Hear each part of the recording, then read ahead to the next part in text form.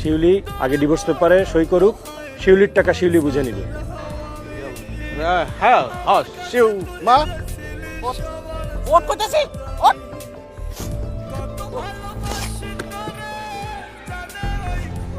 দেন কাগজ বের করেন। কাগজ দেন। এইখানে একটা সই করো। চুপ চুপ। নাও, এটা এখানে 5 লাখ আছে বুঝলো। এন সই কর, সই কর।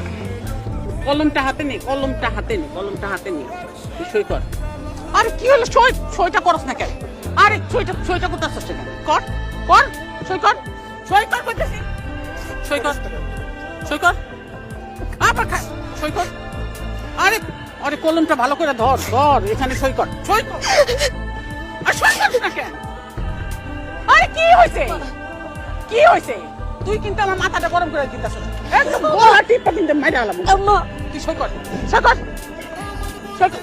আবার এই ওইদিকে কি দেখছ, ওইদিকে কি দেখছ? তামসা, রং চলতেছে এখানে, রাউন্ড না মানে তামসা চলতেছে এখানে। এই খবরদার, ও এখন আমার বিয়ে করা বউ, ওর গায়ে কেউ হাত তুলে আমি কিন্তু খবর করে ফেলাবো। এই কি করবি, কি করবি? হ্যাঁ মারবি, মার মার মার। খবরদার! আর একটা চড় যদি ওনার গায়ে লাগে, আমি কিন্তু এটা নিচে গলায় ঢুকাই দেবো। খবরদার! ছোটকাল থেকে আমার পরিবার আমারে বোঝা মনে করে আসছে। আমি জন্মের পর আমার আব্বা চাকরি হারায়, সেই দেখা আমার সংসার অভাব দেখে আসছে।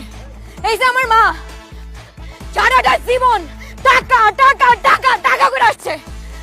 আপনারা জিগাই দেখেন, কোনোদিন টাকা সুখ পাইছে? কোনোদিন টাকা সুখ পায় নাই। এটাকে তো আমি তো বড় হইছি, লগে লগে কোনো টাকাওয়ালা পোলা দেখলে আমার বিয়ে ঠিক করে দিছে। আপনারা যখন প্রস্তাব নিয়ে আসছেন তখন শুনছে পোলা বিদেশ থাকে, পোলার অনেক টাকা, সাথে সাথে রাজি হয়ে গেছে।